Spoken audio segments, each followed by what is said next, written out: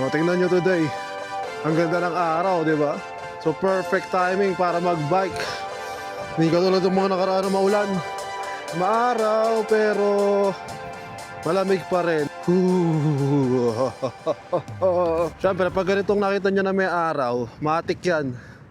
Bike na agad, no? Left tayo dito. Sabi ni Map. Uy. Highway na tong katabi ko, yung nasa right side ko. Nagtataka ako kanina bakit parang ang bigat ng bike. Maabot na siya ng 26, nag-i-stuck na doon.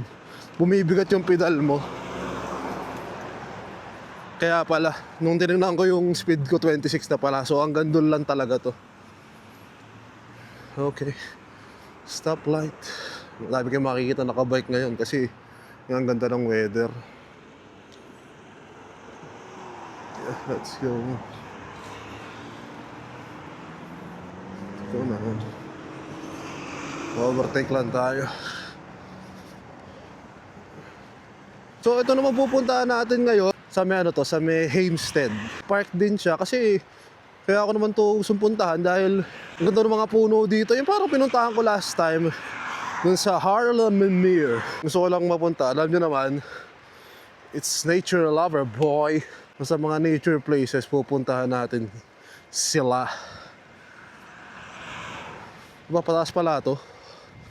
Medyo lang naman. Malapit na pala akong kumaliwa. Tapos ito yung tulay na tumataas mga amigos.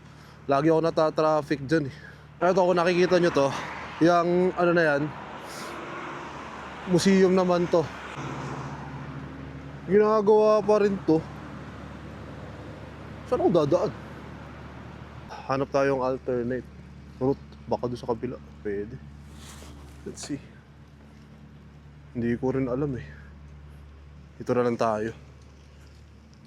Grabe yan. Wait lang, tingnan ko sa map. Every time na dumadaan ako dito, madalas nakataas siya na ganon. So matagal ang mag-aantay. Siyempre kailangan makadaan muna lahat ng mga bangka, no? Ito, may daan pala dito. Yun, dito. Buti nakita ko sila.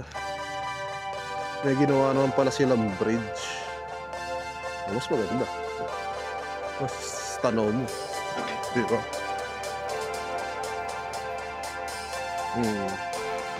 Okay. Okay sa alright. Ganda dito.